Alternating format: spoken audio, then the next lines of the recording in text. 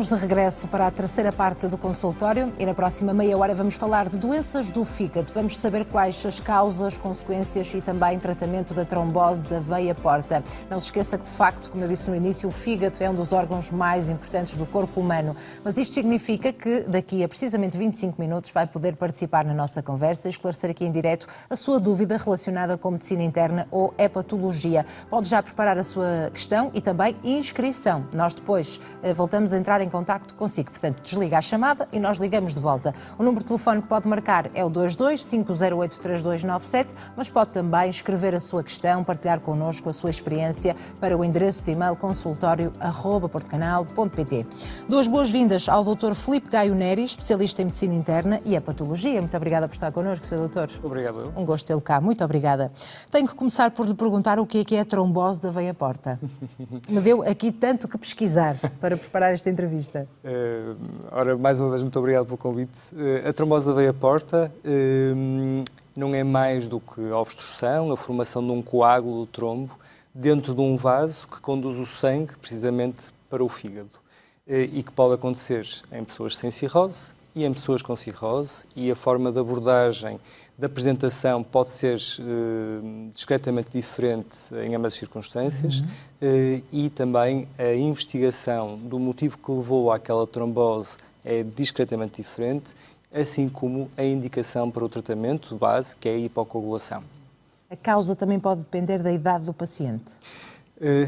A trombose da veia porta, mais propriamente a idade, quando nós falamos em doentes sem cirrose, ou seja, sem doença hepática crónica, com fibrose avançada, tem uma incidência relativamente baixa, é considerada uma doença rara, que acomete cerca de 10 a 30 pessoas por milhão de habitantes. Portanto, é fácil ver o número baixo que Portugal, por ano, terá destes doentes.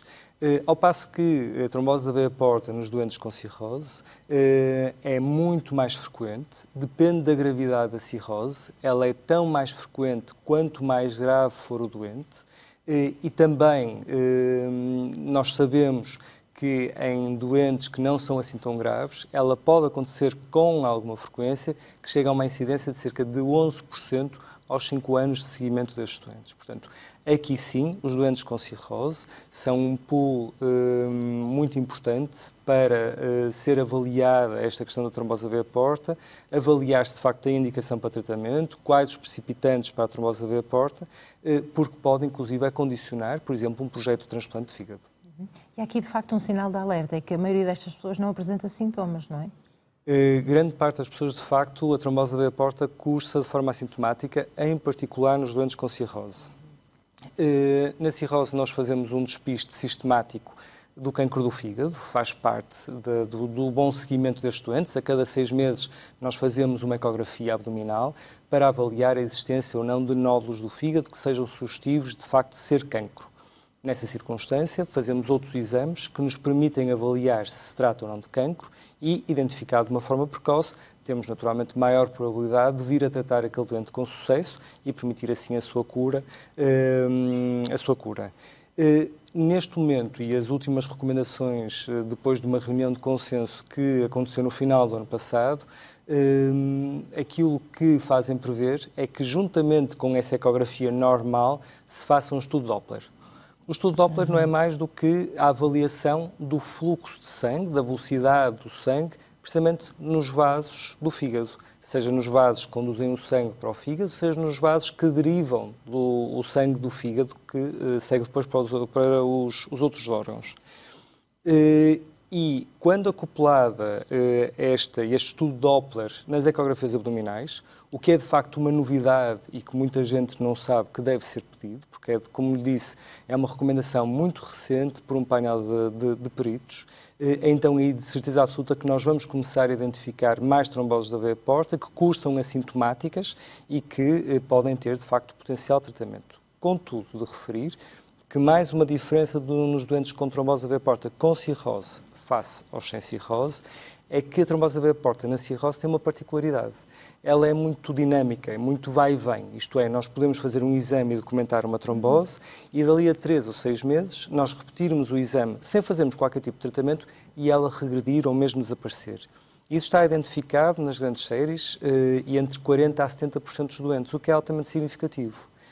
Já nos doentes que não têm cirrose concomitante, esta reversibilidade da trombose é extraordinariamente rara, ou seja, estes têm indicação para hipocoagulação formal, independentemente da extensão desta trombose. Mas os doentes com cirrose, quando isso acontece, não quer dizer que depois possam voltar a ter novamente a trombose, não é? Podem voltar a ter novamente a trombose. Por isso é que são doentes que nós consideramos de risco. Eles podem ter fatores de risco predisponentes para esta trombose, podemos falar um bocadinho deles quando assim o entender, e esses fatores de risco mantendo-se, pode de facto ter uma circunstância de aparece a trombose e, conforme disse, se estes doentes agora, mais do que terem um plano, um programa de transplante em perspectiva, nós sabemos também que se eventualmente a trombose for um bocadinho maior do que aquilo que era e se eventualmente ela recorrer mais do que uma vez, então também tem indicação para tratamento, para hipocoagulação. Trouxe-nos aqui uma imagem para percebermos melhor, não é? Onde é que se pode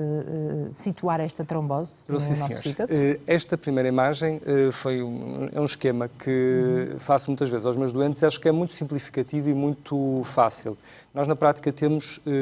o fígado é um órgão extraordinário, porque realmente tem duas formas diferentes de conduzir o sangue até ao fígado. Por um lado, a veia porta, que identificam ali como aquela veia mais grossa em baixo, que conduz o sangue que provém do tubo digestivo, do baço, do estômago, rumo ao fígado, ou seja, é perceptível que este sangue seja rico em nutrientes, daquilo que nós ingerimos, por exemplo, mas também de toxinas, por exemplo, dos medicamentos que nós ingerimos, porque nós sabemos que o fígado tem uma função primordial de detoxificação, da eliminação das impurezas, de produção, uma fábrica metabólica, filtro, exatamente, uma espécie de filtro.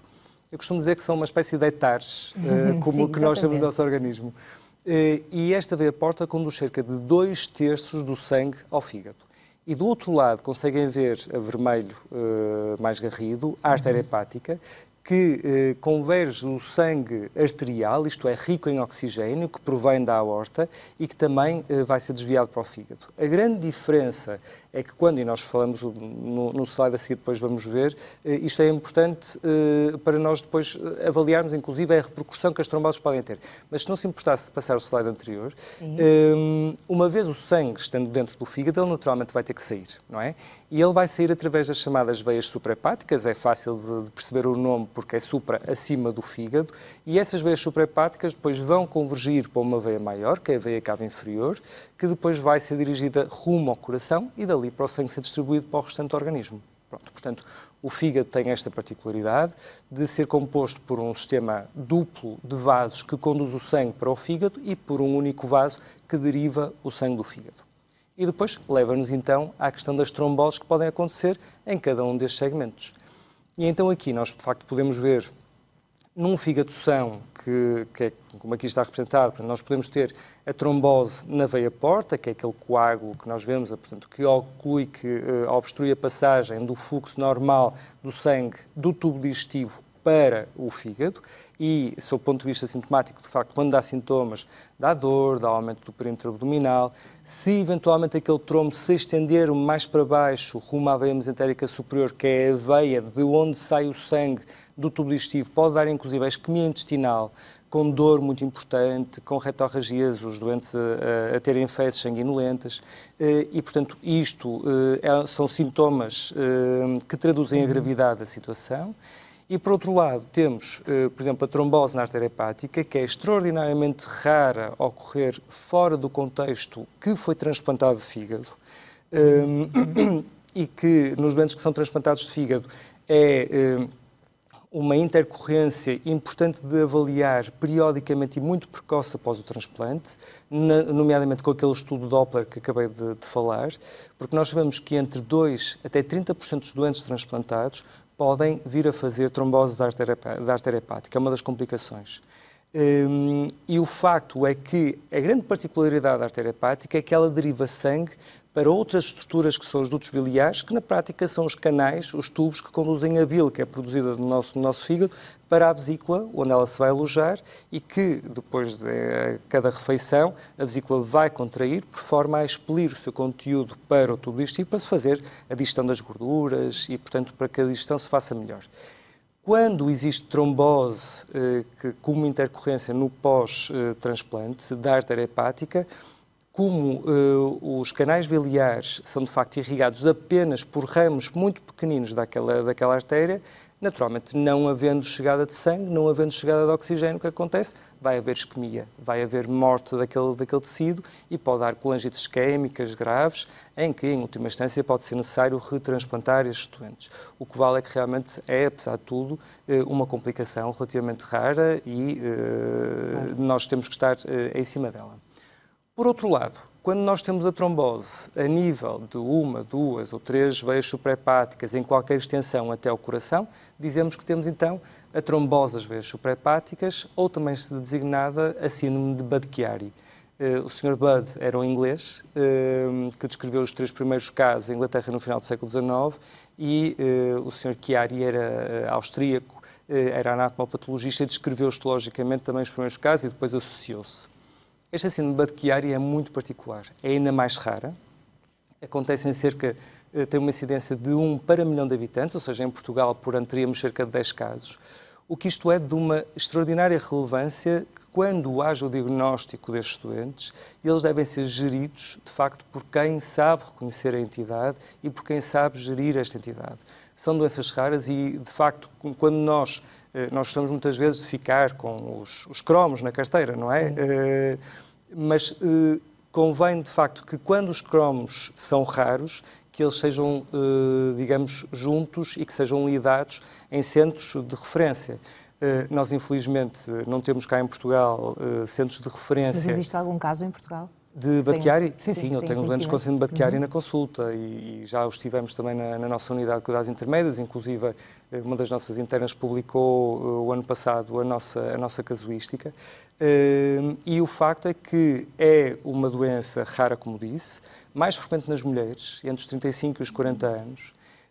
Sob o ponto de vista de clínica, normalmente cursa com dor abdominal, aumento do perímetro abdominal, portanto cresce a barriga porque tem líquido no seu conteúdo e eu costumo dizer, aprendi isto com outras pessoas naturalmente, mas mulheres novas, bonitas, com dor abdominal e aumento do perímetro abdominal é igual a síndrome de Budd-Chiari.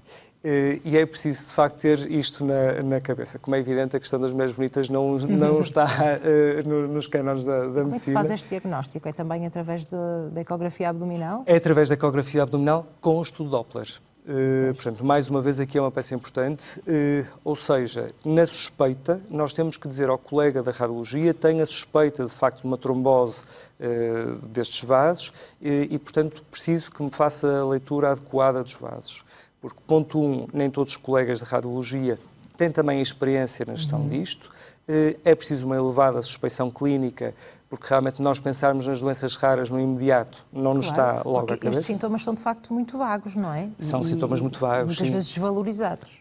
Há uns anos atrás tivemos um caso de uma doente que foi recorrentemente ao serviço de urgência por dor abdominal, era uma mulher nova também, já tinha uma doença protrombótica conhecida, tinha uma síndrome tifosfolipídica e foi várias vezes ao hospital até que finalmente encarou com alguém que se lembrou do diagnóstico e pediu o estudo e a partir daí as coisas foram todas muito lineares.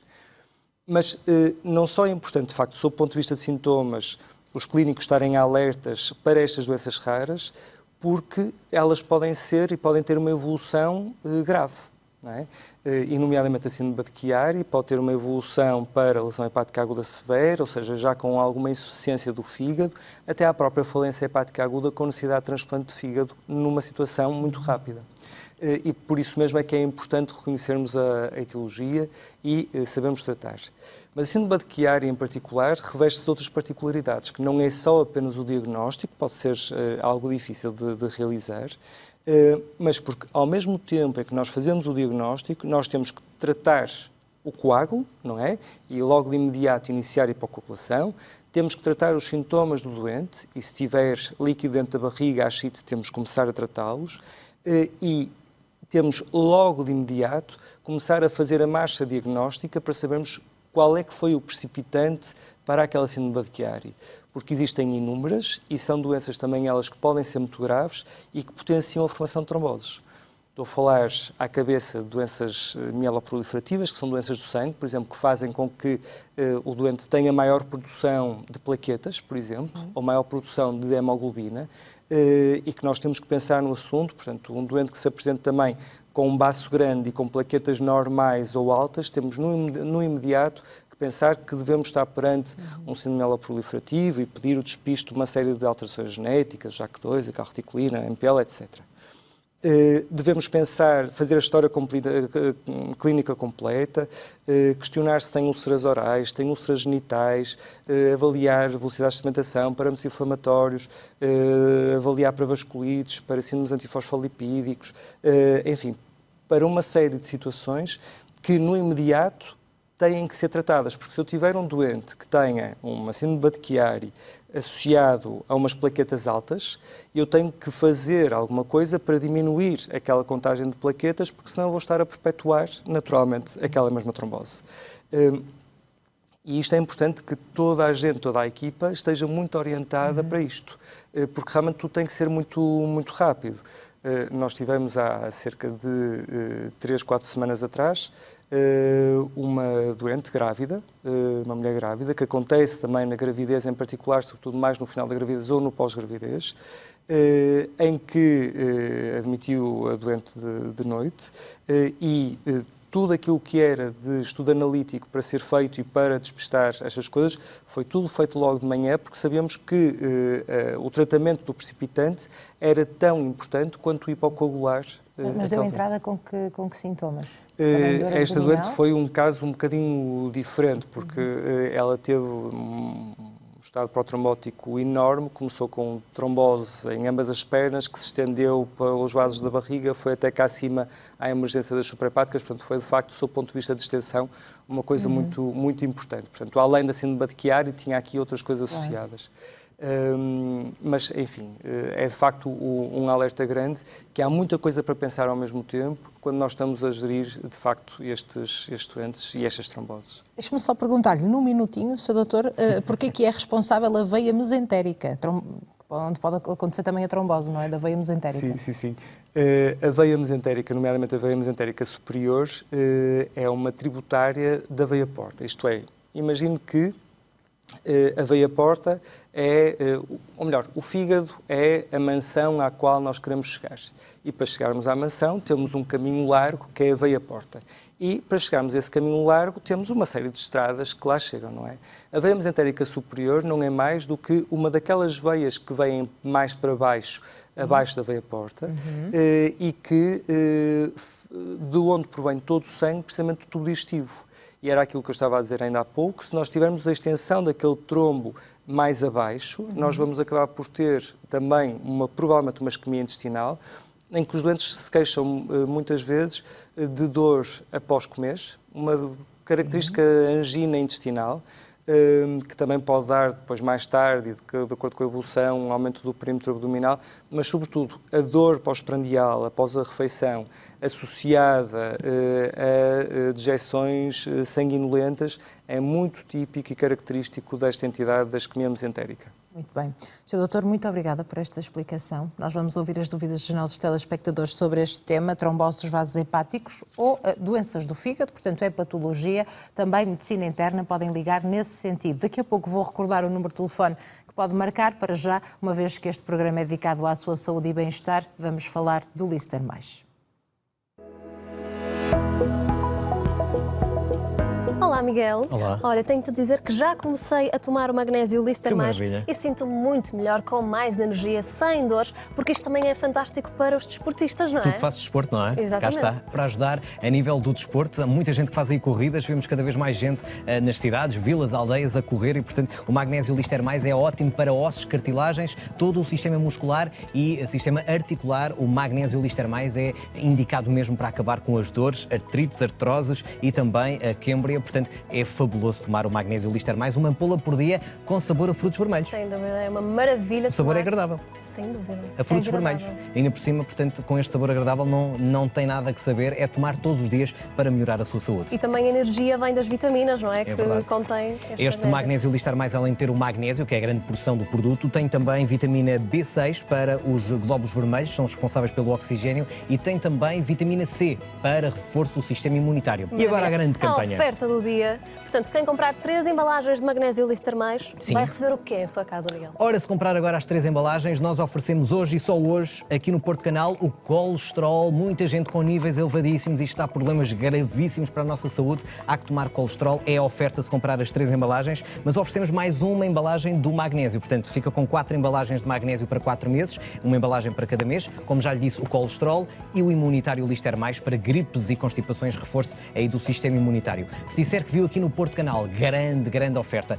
Um cartão de saúde com descontos, mas também pode chamar médico a casa 24 horas por dia. É fabulosa esta grande promoção e, portanto, deve agora ligar o 212-256-242. Eu repito, é o 212-256-242. Diga que viu aqui no Porto Canal. Isso é que é importante dizer. Repetimos a grande campanha. 3 embalagens. Oferta da quarta, um mês grátis, ok. Cada embalagem dá para um mês. Colesterol também hoje como oferta. Imunitário Lister Mais para gripes e constipações. E ainda o cartão de saúde para chamar o médico quando seja necessário lá em casa. Produtos fantásticos para a saúde. Ligue já, receba estes produtos em sua casa e não se esqueça, Lister Mais para uma vida mais saudável. Obrigada, Miguel.